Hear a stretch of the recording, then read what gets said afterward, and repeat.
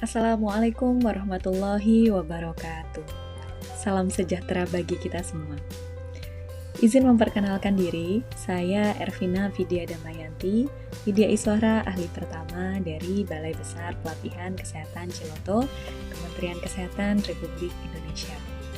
Pada kesempatan kali ini, saya akan menyampaikan mengenai strategi pembelajaran pada pelatihan dasar CPNS Agenda 3, kedudukan dan peran PNS untuk mendukung terwujudnya smart governance sesuai dengan peraturan perundang-undangan.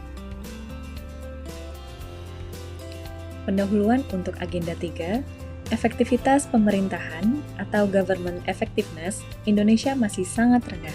Dengan nilai indeks di tahun 2017 adalah 0,01 dalam rentang skala minus 2,5 sampai 2,5. Indeks persepsi korupsi atau The Corruption Perception Index Indonesia tahun 2018 yang dirilis oleh Transparency International juga masih rendah, yaitu pada nilai indeks 38 dari nilai indeks bersih korupsi 100. Kemudian, birokrasi juga belum profesional untuk dapat menjalankan tugas dan fungsinya dengan baik. Undang-Undang ASN mencoba meletakkan beberapa perubahan dasar dalam manajemen SDM.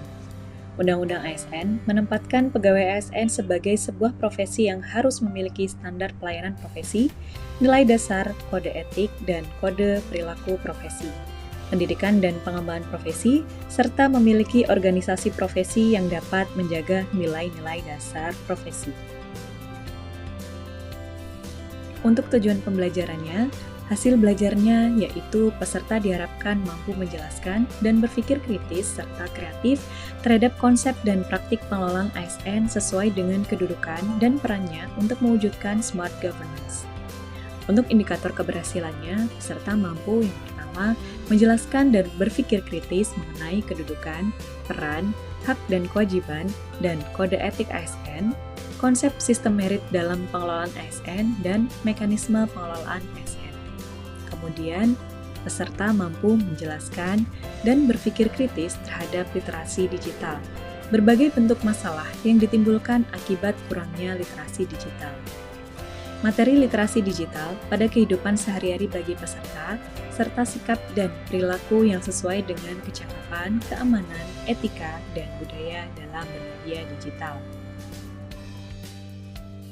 Untuk materi pokok pada Agenda 3 ini, yang pertama yaitu mengenai manajemen ASN, kemudian mengenai Smart ASN.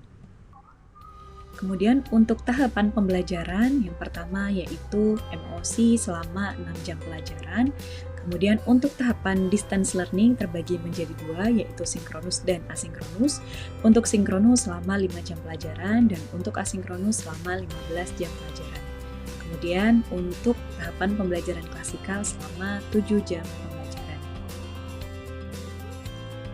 Kita masuk ke strategi pembelajaran. Yang pertama yaitu sinkronus pertama selama 2 jam pelajaran.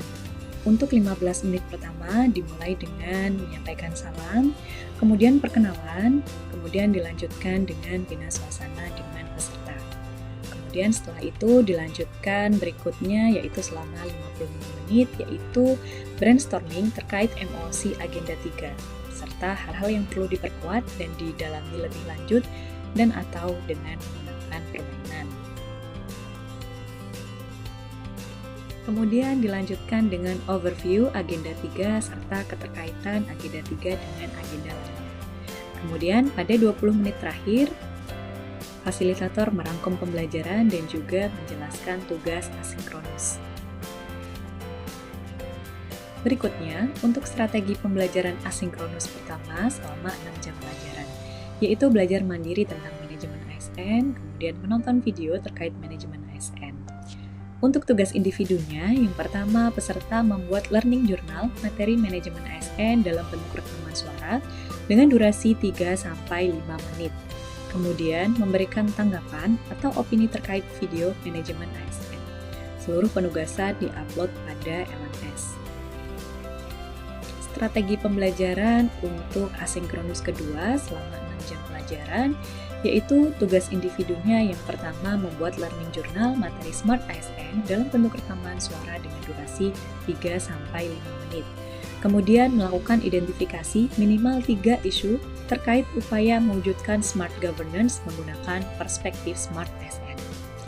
Kemudian, membuat video monolog aku, Smart ASN, dan instansiku dengan durasi 5-7 menit. Untuk tugas kelompok, peserta melakukan diskusi isu aktual terkait penyelenggaraan pemerintah dalam upaya mewujudkan smart governance. Dilanjutkan dengan sinkronus kedua selama 3 jam pelajaran untuk 15 menit pertama, dimulai dengan menyampaikan salam serta bina suasana dengan peserta. Kemudian dilanjutkan dengan 105 menit berikutnya, yaitu presentasi tugas individu dan kelompok, kemudian ada juga untuk penyampaian feedback. Selanjutnya dilakukan pendalaman materi agenda 3. Untuk 15 menit terakhir, merangkum pembelajaran, kemudian menutup kelas, serta menyampaikan salam. Untuk strategi pembelajaran yang terakhir, yaitu pembelajaran klasikal selama 7 jam pelajaran, untuk 15 menit pertama dimulai dengan mengucapkan salam, kemudian bina suasana dengan peserta. Kemudian selanjutnya, pada menit 285, dilakukan yang pertama yaitu ceramah profesionalisme ASN. Dilanjutkan dengan sharing pengalaman selama aktualisasi, kemudian melakukan penugasan pembelajaran di kelas dengan group activity, serta dilanjutkan dengan pembahasan penugasan, dilanjutkan dengan pemberian motivasi kepada peserta, kemudian dilanjutkan dengan penyusunan komitmen dan dukungan terwujudnya smart governance. Kemudian 15 menit terakhir dilakukan evaluasi pembelajaran agenda 3, kemudian merangkum pembelajaran, memberikan apresiasi kepada peserta, kemudian menutup kelas, dan terakhir menyampaikan salam. Terima kasih, berikut saya sampaikan mengenai strategi pembelajaran agenda 3. Terima kasih atas perhatiannya. Wassalamualaikum warahmatullahi wabarakatuh.